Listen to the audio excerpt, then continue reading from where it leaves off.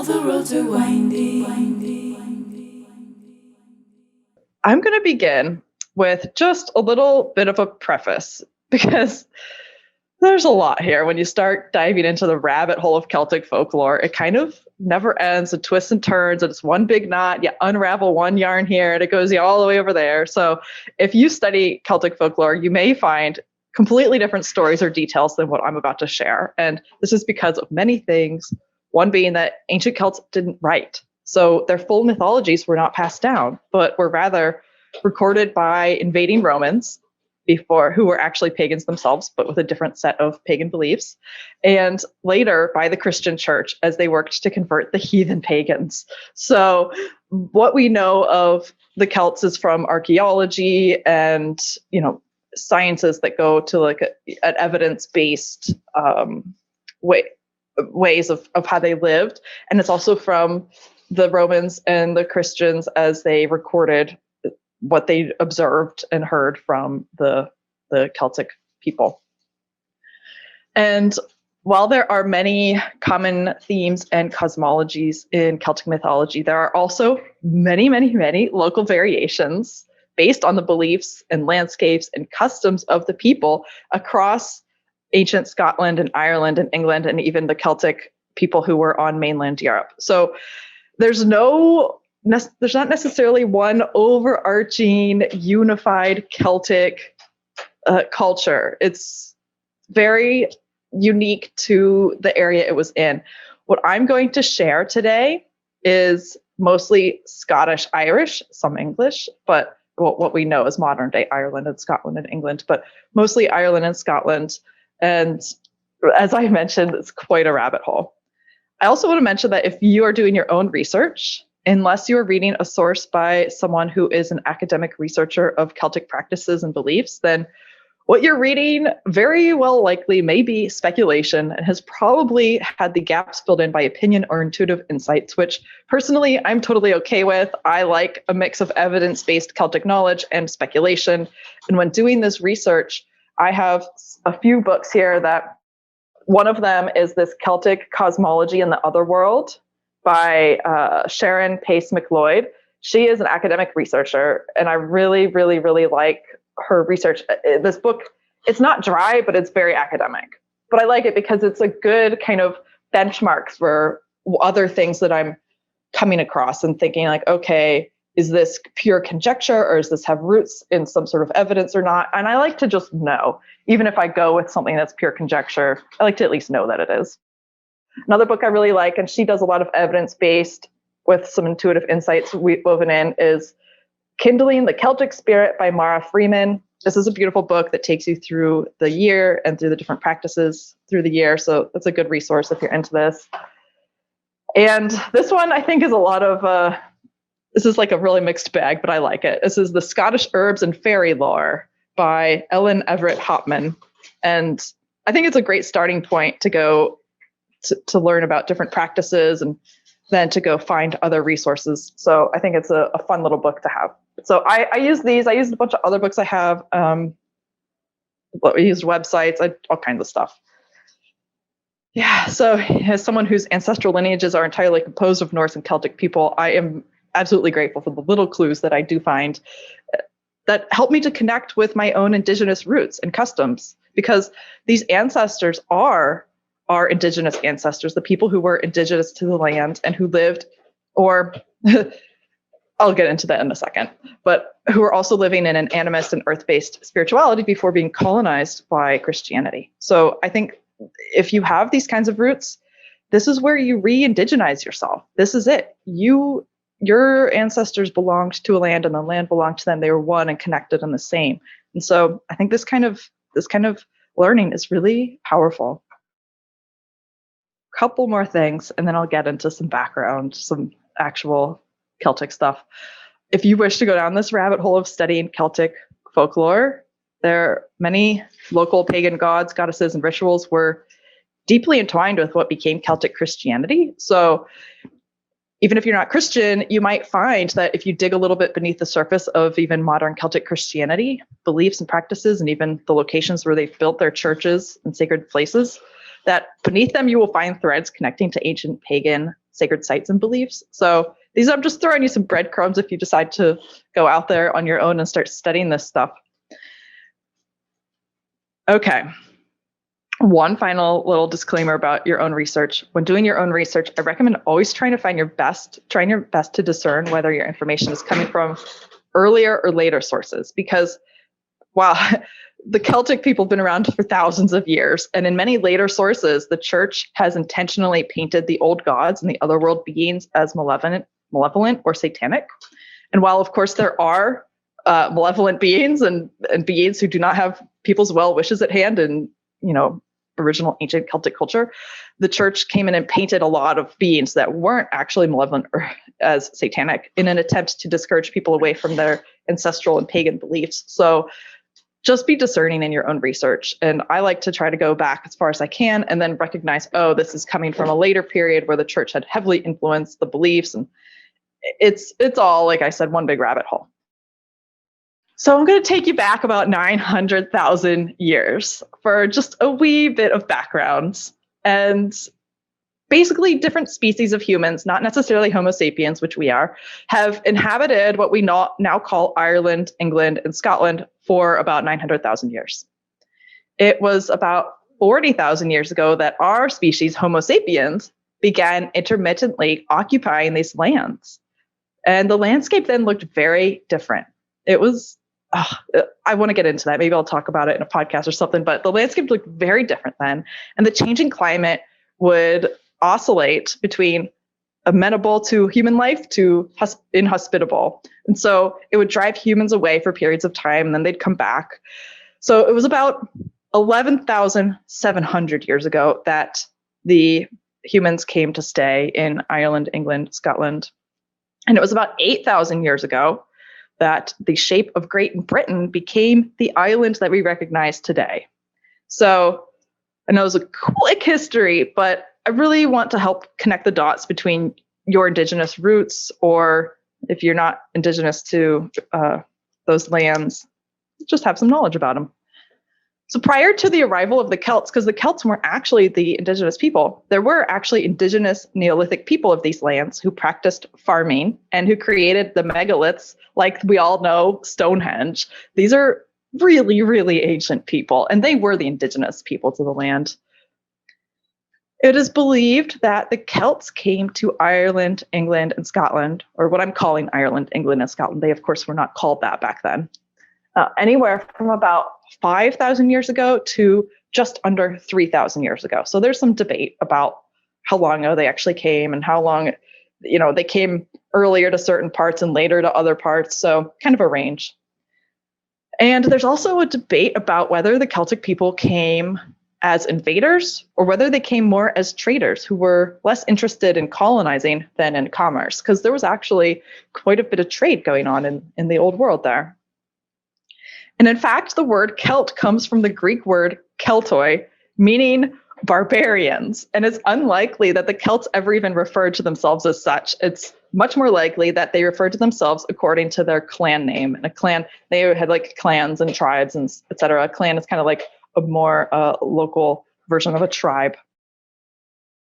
So the Celts came from, it's generally believed that the Celts were from Anatolia and the Eurasian steppe region. There's controversy over where exactly the Celtic people came from and when they came to Britain, Ireland, and Scotland. And one theory places the origin of the Celtic culture as developing out of the Hallstatt culture around what is modern-day Austria. So I invite you to go down that rabbit hole too of where did the Celts come from? One thing is for sure, they did spread throughout mainland Europe quite a bit. And if you look at maps of ancient Europe, you can get a kind of good picture of that. So Celtic culture was in full swing in Ireland, Scotland, and England about 2,500 years ago.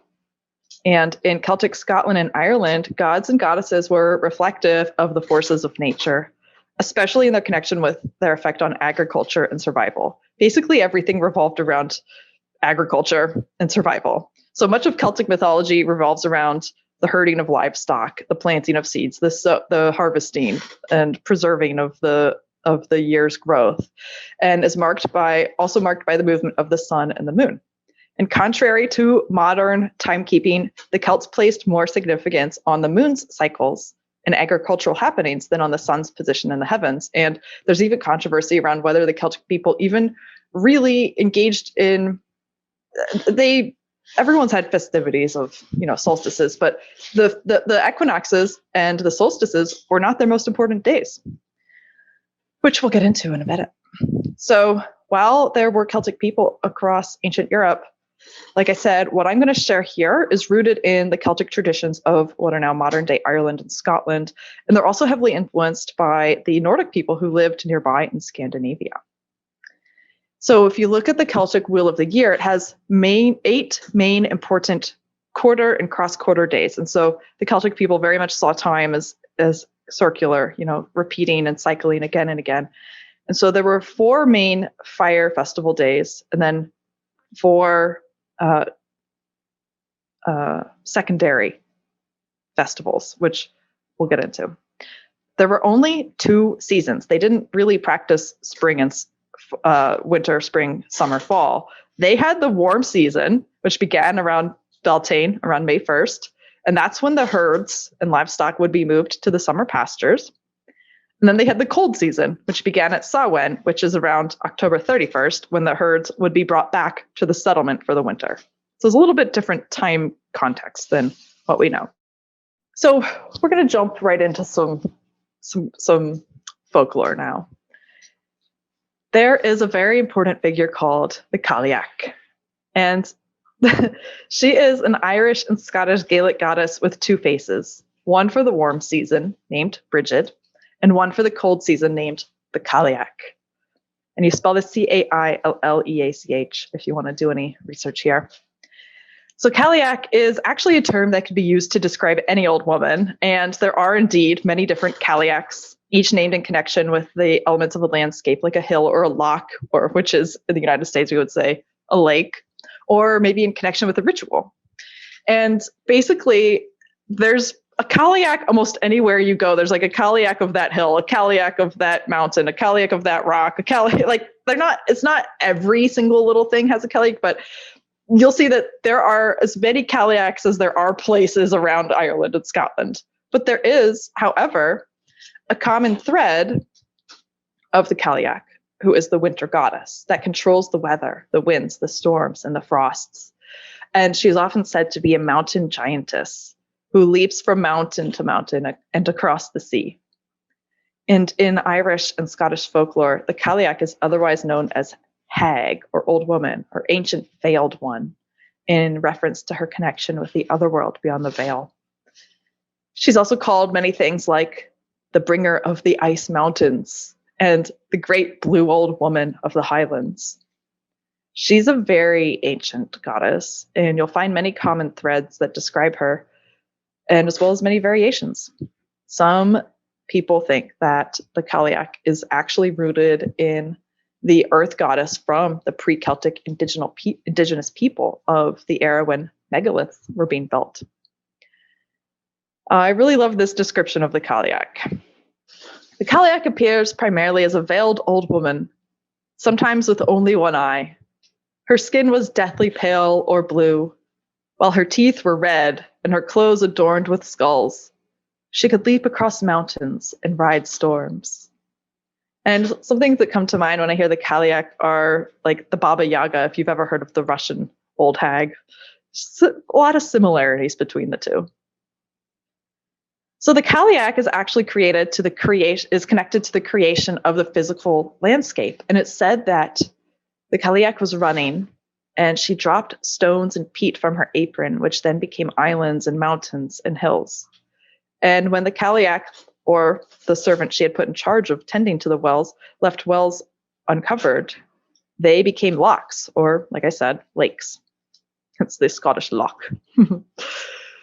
So the Celtic New Year is called Samhain, literally means summer's end, which in ancient times is thought to have fallen on a new moon between the autumn equinox and the winter solstice. But nowadays we practice and celebrate Samhain on Halloween. Samhain is when the goddess of the warm season, Brigid, would become the Colliac and winter would begin. One version of her transformation from Brigid to the Colliac says that she was washing her cloak in the whirlpooling waters off the coast of Scotland, and she lay her cloak down to dry, and that the snow on the mountains was her cloak being laid out to dry. She's said to live high on a mountain with her 8 sister hags, or in some stories, 8 servants. And the folks say she has officially arrived when the first snow falls. The Colliac carries a hammer, or in some stories, a magic wand called a slachdan, which note, I looked up how to pronounce this and could not. I have no idea. Slachdan. But it's like a magic wand made of birch or bramble or willow or broom. And she's said to control the weather with this hammer or wand, and that she comes and hammers frost into the ground. She points her wand at the green life of summer to kill it with winter's icy cold. Later, when the warm season comes and Bridget takes over, the Colliac hurls her slachdan to the base of a holly or a gorse, where her icy power is stored until she reemerges next winter. And it's said that that's why few things grow beneath a holly. The Colliac is also connected to harvests and grain, as many Celtic gods and goddesses are. And in the old Celtic ways, when they speak of corn, they are speaking not of corn like we know it, but corn as a term for grain. So if you ever see that in your studies and research, they're probably referencing corn as just as grain in general. There are many customs pertaining to the last sheaf of grain to be harvested. So if you were the last farmer to harvest your crops in an area, then you would have to dress up the final sheaf as the Colliac and look after her. And you would even have to set a place for and feed the Colliac sheath over the winter. This was not an honorable thing. This was something that people avoided. And I think it's pretty interesting because there were many practices where in some places, the first farmer who finished harvesting would take his last sheath or her last sheath and sneakily go place it into another farmer's field or even their house or barn for them to find. And they would, when they were finished harvesting, have to sneakily pass it on and pass it on and pass it on until the last person who got it had to tend to the Colliac sheath. And like I said, this was not an honor. This was definitely a hindrance to people. And I think it's great because it kind of got a little fire under their bums about making sure their harvest got in time for winter. So I like these kind of connections of these traditions with the context of the weather, the winter, the climate. So in some places, the last sheath would be hung up until spring, when it would either be plowed into the first furrow to be turned over in the field, or it would be fed to the horses who would help with the plowing, as a symbolic gesture that the reign of the Colliac had ended at last. The Colliac is also the protectress of wolves and of wild herds like deer and boar, and hunters who couldn't find deer would blame the Colliac for hiding them and protecting them. She's sometimes said to be seen riding a giant wolf down the mountain. So while the winter was a very tough time of cold, dark, and sometimes starvation and death, the Colliac's wild storms and icy winds were also seen as necessary forces of destruction that would allow new life to grow in the coming summer. Hard frosts were necessary to control pests that, if not killed off in winter, could actually destroy next year's crop.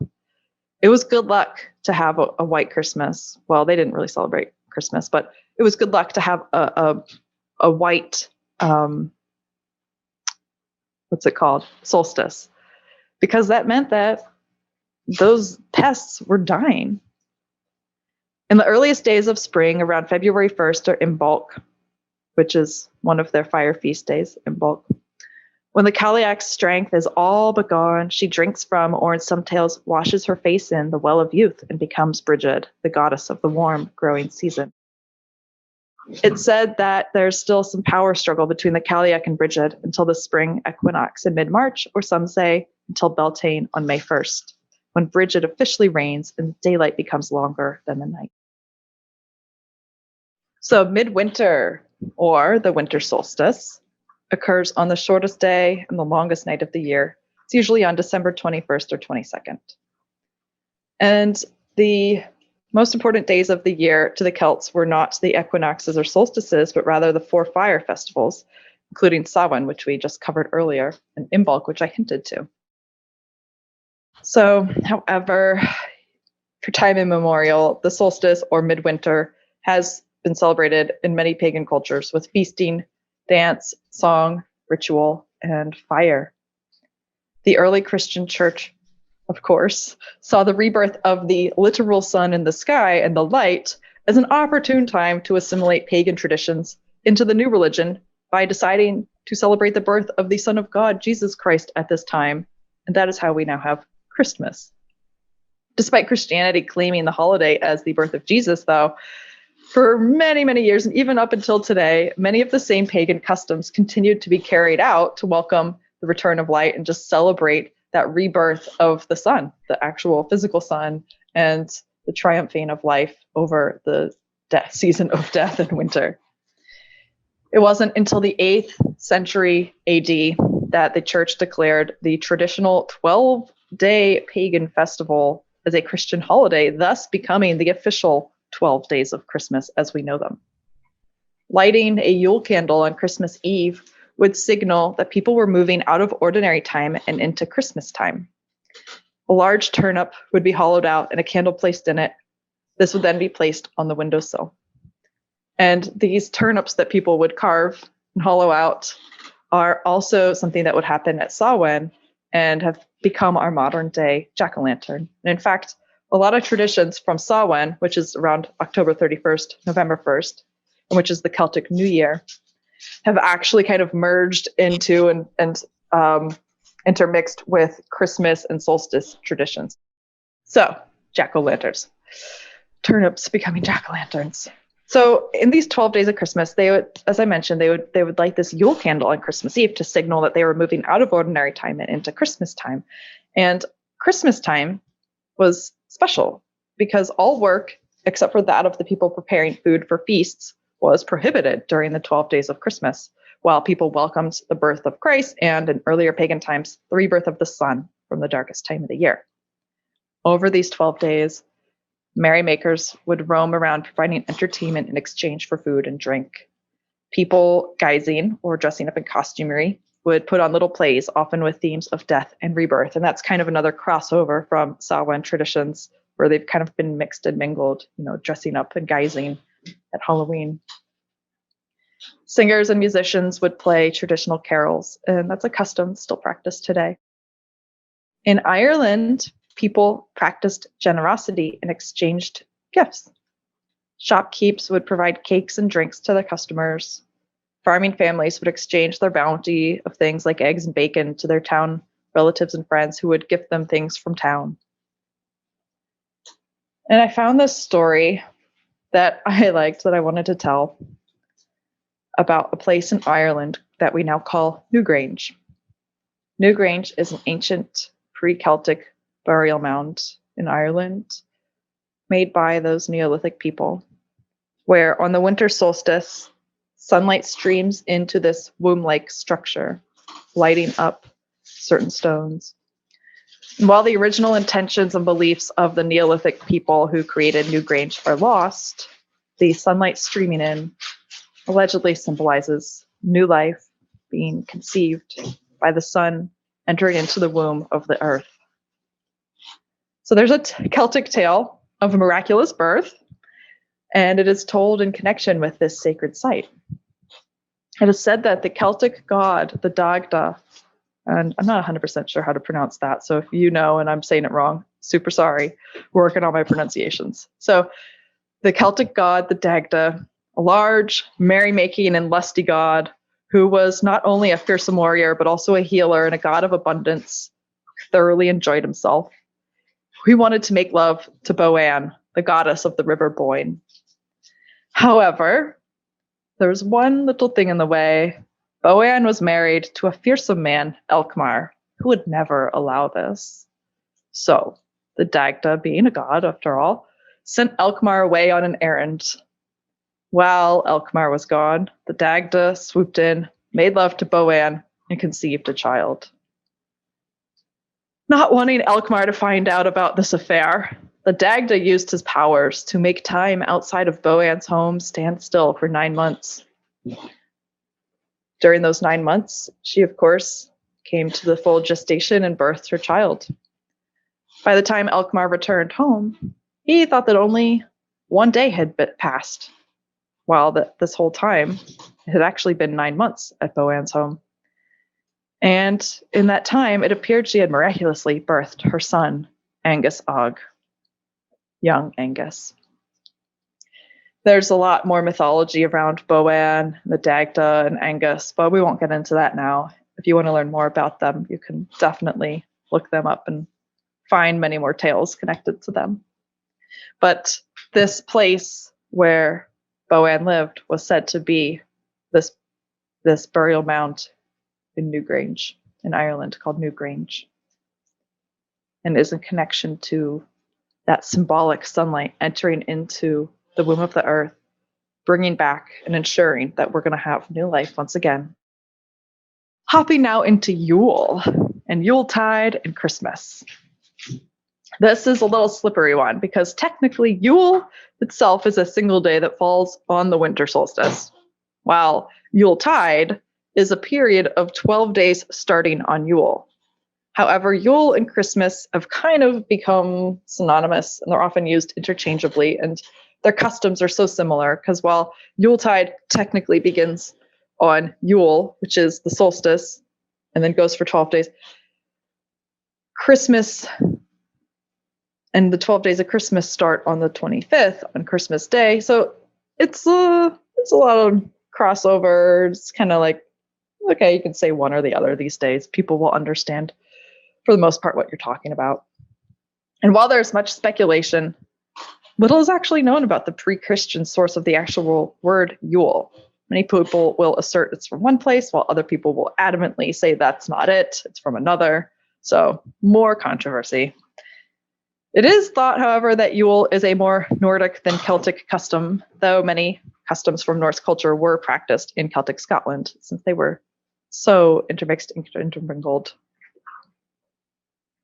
There's even controversy around the origin and purpose of Yuletide, this period of time of 12 days.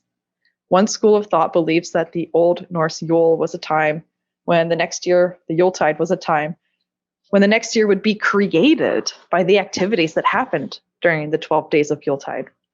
And in those 12 days, there was much divination and feasting and merrymaking in hopes of bringing abundance into the coming year.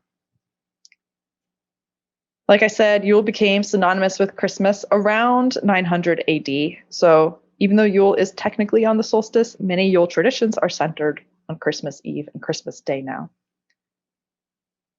That brings us to the Yule Log, where we're going to come back with some more about the Colliac. The Yule Log takes on different significance in different places. And today you might think of a delicious looking chocolate cake when you think of Yule Log, but it goes back much deeper and much different than that. In certain places, the Celts believed that the sun stood still for 12 days around the solstice. They would find a large log and burn it for these 12 days to conquer the darkness and bring back the sun's movement. However, in places like Scotland that had more Nordic influence, it was believed that the Colliac was responsible for death and illness that befell people in winter. The ritual of burning a Yule log for 12 days and nights while the sun stood still at the darkest time of year was believed to ensure that death and disease would not come to anyone in the house in the coming year. So this version of the Yule log ritual would begin with a thorough, deep cleaning and purification of the home. And in Scotland, they do burn herbs. It's called seining. They burn different kinds of herbs, local herbs that grew in there, like juniper type herbs, that would have a cleansing effect, much like what many modern people call smudge. So if you're of Celtic origin and ancestry, seining, S-A-I-N-I-N-G, is definitely something to look into if you're interested in smoke for energetic purification. And not just that, burning these herbs would also have an actual germ-killing power. I mean, if you burn certain herbs, they will destroy bacteria and viruses in the air to a certain extent. So let's get back to it.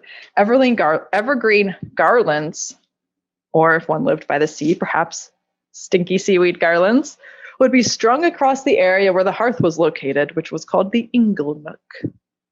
On Christmas Eve, a hefty log that would hopefully last over the 12 days of Christmas would be hauled out of the woods and into the home.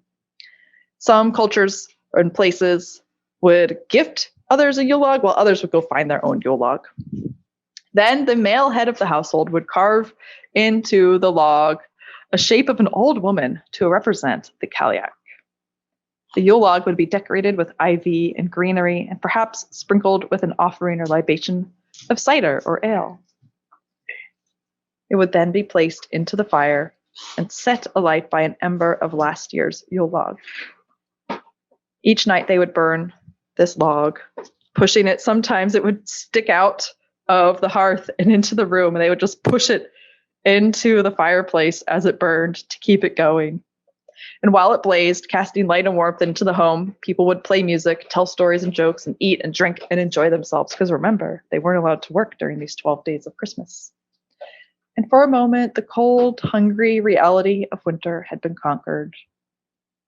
In Wales, the ashes of the Yule log would be kept and mixed with seeds for spring planting in hopes that it would bring luck and fertility. And care would be taken to keep a piece of this year's Yule log so that next year's log may be lit by the embers of this fragment in a symbolic act of carrying the cycle of light returning. So I thought it was a little funny and odd that they would represent the Colliac as this log and then actually burn the Colliac. But it's different than the witch burnings. It's a totally different connotation. So if that's alarming to you, then please be aware of that. It's more about conquering the power of the Colliac and her wintry forces in this moment so they can welcome back the spring and the new life. So getting to evergreens. Of course, trees have held a special significance to the Celtic people, and through the winter, evergreens played an important role in remembering that there is warmth and life after the cold, dark, hungry days of winter. Evergreens such as holly, ivy, boxwood, bay, yew, juniper, and pine would decorate the home in garlands, wreaths, and sprigs, hence literally decking the halls with boughs of holly. These were also thought to provide sanctuary to the nature spirits and the warmth of the house through the cold winter. And as I mentioned earlier, disposal of one's evergreens varied depending on what region one lived in. Some areas would burn them on the 12th night of Christmas. Others would keep them up until Imbolc at the end of January and beginning of February, while others would keep them for the whole year as protection from misfortunes. And the Christmas tree, as we know it today, evolved out of these traditions, but it actually didn't come around until 16th century Germany, and it's thought that it is a Lutheran tradition. So Celtic people would definitely bring in garlands and would even make, like they're called like a mistletoe. Oh, what's the word? They would basically make like a ball of branches and then decorate it with mistletoe and things. And they would make all kinds of funny little things with the evergreens. But actually chopping down a tree and bringing it into your house is pretty new. There is, however, evidence of an ancient pagan practice in Poland of hanging a branch of evergreen over the Christmas dinner table and decorating it with things like nuts, with little stars made of straws, and apples. And it was thought that this would bring a good harvest in the coming growing season. Because again, everything was about surviving and the agricultural cycles. Americans, except for German-descended Lutherans, didn't really set up Christmas trees until the 19th century, and since then it's become one of the most iconic traditions of Christmas around the world.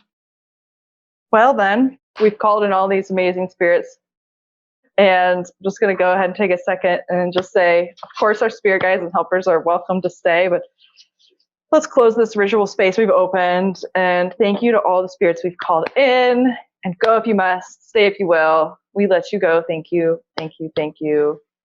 All the roads are windy.